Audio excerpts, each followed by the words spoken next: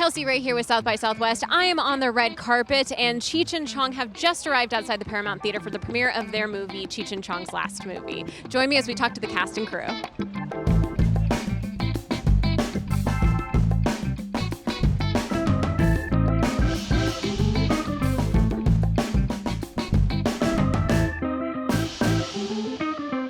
This is so exciting. Why do you think this documentary is such a great film for South by Southwest? Because it's Texas and Austin, and everybody loves Cheech and Chong. It's like saying, do you like puppies? I mean, that's a fair point, yeah. How did you pack 50 plus years of careers into this film? It was a tough task, but we got it done. And why do you think Cheech and Chong make such great documentary subjects? It's obvious, you know? Everybody loves Cheech and Chong. I'm with Robbie Chong, producer of Cheech and Chong's last movie, but also daughter of Tommy Chong. What was it like growing up with him as a father? This is why I made the movie, because that is a question so many people have asked me. And I thought, you know what? It's such a good story, and I have to share it with the world. So you got to watch the film. You'll see. He's an amazing man. Are there any major revelations in this film about their lives? I think the revelation is that they're complex human beings, and that they are human beings. Besides being funny and joyful and talented, they're just really humans. And what made you want to produce the film with David as the director? Because I'm sure they've been approached multiple times for documentaries. What makes this so different?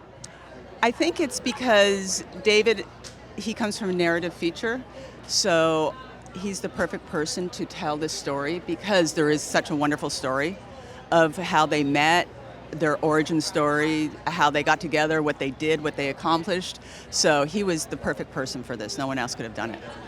What does it mean to you to have this film premiering at South by Southwest?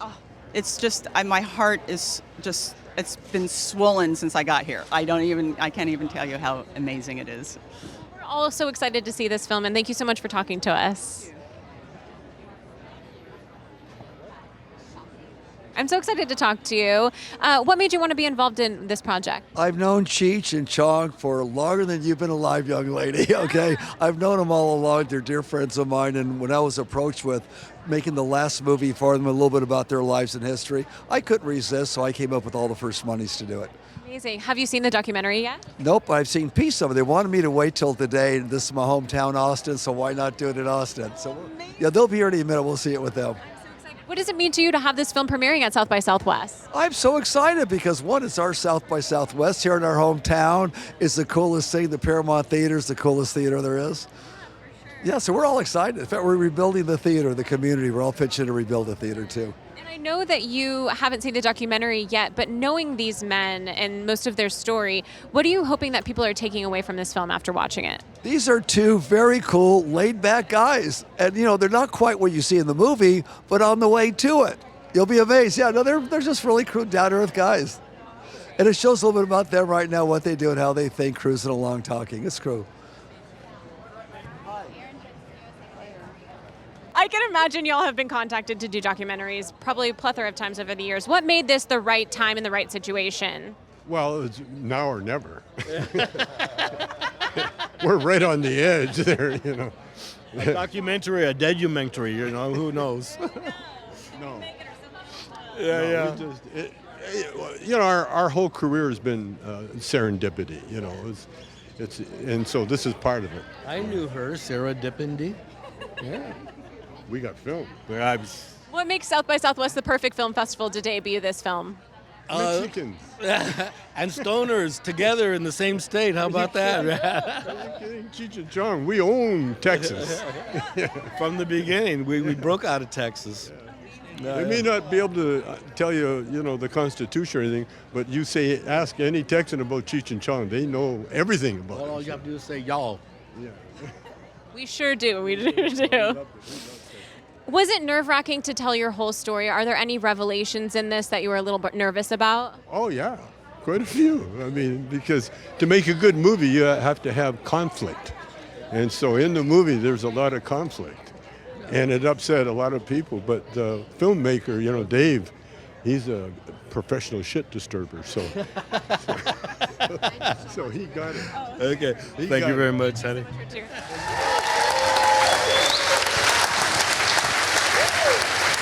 Dave is going to call out a few people that are also here for the Q&A that you guys absolutely want to see. But before we get there, don't forget that the QR code is right here so you can vote. Okay, did you guys like it?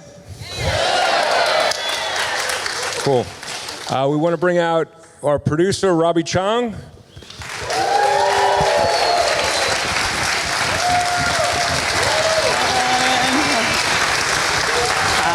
Cheech Marin. Well, they're in the bathroom still. They're in the bathroom. They're in the bathroom. Well, I mean, It was a long movie. I'm just going to remind you guys to log on the app, Yep. find the film page, click on the button that says engage, and ask the questions that I'll be reading awkwardly from the screen right here. Are they here? Yep, we have Cheech Marin. Let me go get him. Okay, we have Tommy Chong. Chong. Tommy Chong. Come on, Dad. I lost Cheech. Yay, these guys. Where's Cheech? He's coming. He quit? And here comes Cheech. Up, there he There he is. is. Cheech Marin. Yes. How did you like it? Guy can't even take a piss in peace. Okay? Yeah, my bad. Well, I mean, I'll just start with the most obvious question. How did this film come about? Well, before we do that, this is the first time that Tommy's seen the movie. Oh, so should we ask Tommy what Yeah. he thinks? Yeah, go ahead. Dave did a genius job, man. Thank you. Genius. A lot of people were, that saw the movie were a little worried about how I'd react to being called out like I was, But it made the movie great. So, I'm a director. I love the movie. I don't give a shit about my personal reputation. It doesn't matter. And From a one partner director here. to the next. Wow. Dave, you did it. Yeah. Thank you. You did it, Dave. Thank you. Thank you, Tommy. That's it, right? I was a bit nervous. And remember you said he was full of shit, he wasn't going to do anything? He's still full of shit, but but the movie's great. Well, and that's the only thing that counts. No, I love the way you handled everything with such finesse and such beauty and said, oh man, I loved it. And I wasn't that stoned either. The thing I liked about it is you really get the fact that we are brothers, not best friends. That's part of it, but we are brothers, and you got your brothers back in the end, no matter what. We're not brothers. Well, we're half brothers. I'm the oldest. Well, yeah, you're the older brother. And I'm going to, yeah. Okay, don't curse yourself. So you were asking about how it came about. Yeah, and like the two of you, what did you think when they approached you to do this documentary? Well, it first came about because we were going to do a reunion movie. And when that didn't happen, a regular movie, it just seemed obvious, since nobody had done a Cheech and Chong documentary, that that's what we would do. So we waited a little bit and approached them, and they were game. From the get-go. And who came up with the idea of putting the two of them in the car? I came up with the idea. That was, I hated that idea at first.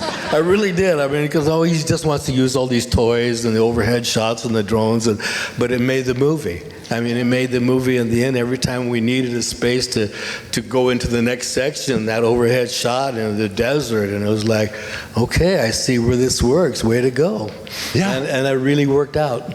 Well, as a director, I sat there, I learned so much. Because I know how difficult it is. The difficult thing is to keep people on edge, And Dave, no one really wants to watch something that's perfect because there's nothing to see. But an argument or discord, you got to stay and watch the final. You got to see how it turns out. But what Dave did that was amazing, he got inside us somehow. He got inside our hearts. And Because it's not just about making people laugh. It's about respecting each other's background and who we came from and why we're here. Because what Cheech and I did, besides, make everybody laugh, we made Chicanos legal. And me, people couldn't figure out who to hate, the Chinese part or the redneck part, or, there's all sorts of parts of us, and then the affair with my girlfriend, my now wife Shelby, and Maxine, that was done so beautifully. That was so beautifully. Because you talk about touchy, man. Great movie, man. Just incredible. Very much. Thank you. Yeah. Right? Very good, David.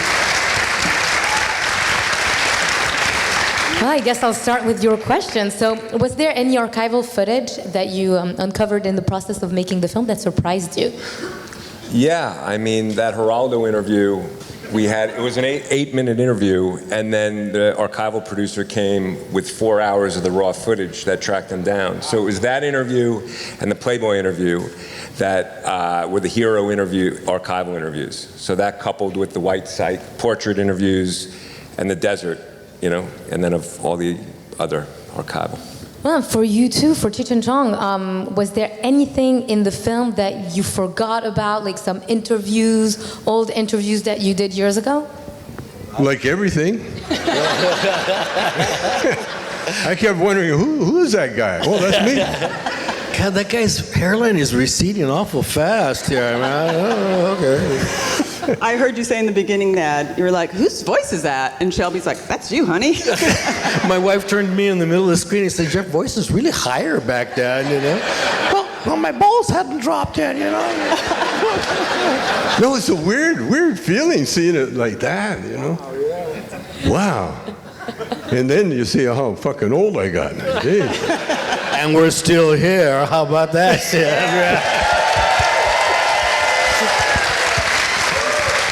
What the film showed really clearly is we've linked almost 5 generations of people together and on various things that we've done over the years. And I don't know anybody who's done that. No. I have a question for the fans. Oh, go ahead. Are the fans satisfied? You all may live. If Cheech and Chong are satisfied and the fans are satisfied, we're satisfied. You know what I really love about it? What's that? About Cheech and Chong is how there's an age where you become Cheech and Chong aware. And this is it. Yeah, there's a whole new generation coming up. I mean, look at us. We plowed through so many generations, and the people that we were in the movie with, they're gone. They're dead. They're disappeared. We're still here, but we appeal to the kids, and that's so incredible. Yeah. Because teenagers, we've all had them, and you can't please them. Yeah. You can't tell them what to eat, or what to wear, or what to do, or what to think, or what to like. And then when we pulled up with the big old joint and the crowd, everybody's taking pictures and that, because what we did, what Cheech and I did, was take you back. The ones that have the memories take you back to that era, that time, that beautiful time when you got to laugh with your parents or your big brother or just with each other. And that's what we did. We brought everything together, and we brought it because he was the first Mexican I'd ever seen, And I had he to was touch the him first whatever he was I'd ever seen. And I was the first whatever. Yeah. And it just shows there's so many. Oh, those are the questions. So many levels to this movie that I'm so happy, man. I just want to go get high. I just want to what? The audience. Yeah. So the next question is, given the new generation of stoner comedians, who do you think are the next Cheech and Chong? Nobody. I think that's the right answer, honestly. There's nobody out there. Yeah. You can't manufacture the shit that we did. See, we never intended really to be comedians. We were actors. And then we found, oh, we can go on stage and do this. And so we did it. And that's the same thing about the etiquette and everything. When Cheech and I used to go to different clubs and that, they didn't know what to think of us. In the first club when we played Red Fox Club, there was something very serendipity about everything, because Lenny Bruce, the great comedian that started all this stuff, his whole entourage, Lenny had died 6 months earlier, and his whole entourage was sitting in the audience. In fact, they were the only audience. And when Cheech and Chong got up, the Tony Busquera was Lenny Bruce's son-in-law, because he married Lenny's mother. It's pretty funny, a Chicano named Tony Busquera. Tony, after our show, he jumped up, he grabbed me, and he said, "You guys are the first comedians we've seen that even comes close to Lenny Bruce." And it was the biggest compliment we could have got. And that's where we're at now. Okay, what do we got? And on to the next. How are y'all getting along now? Same as always. I mean, same as always, really. He drives.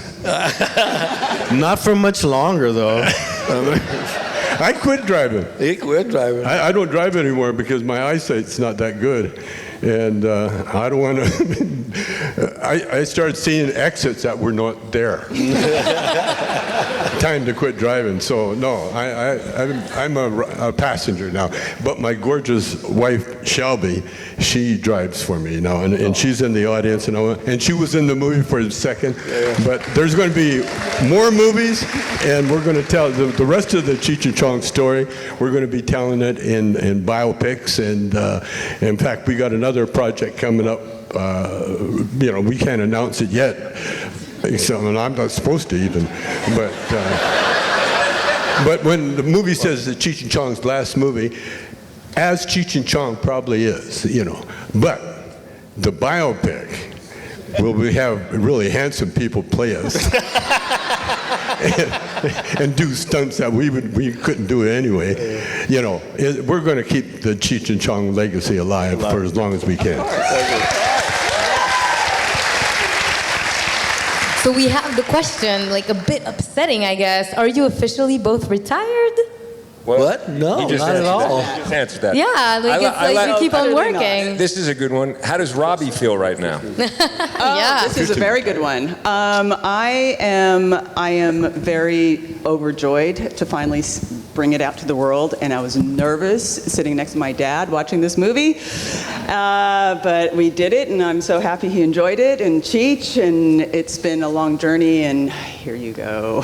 I enjoyed it more the second time. What's that? I enjoyed it more the second. This is the second time I've seen it, but I enjoyed it much more the second time because I was, the first time you were looking for landmines, all over the thing, and nobody died and nobody got exploded. So I like that. Yes, we survived. No, I had a choice. I could have seen it earlier, but I wanted to see it with an audience.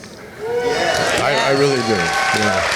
And this is a great audience. Because I love our audience so much. You guys were a good audience too, by the by. Thank you, Austin. Thank you, Austin. Yes. Because an audience means car payment, house payments, insurance payments, kids' tuition. There's a lot of reasons that we love you guys. Well, we have someone who wants to know if you plan on doing voice acting ever again.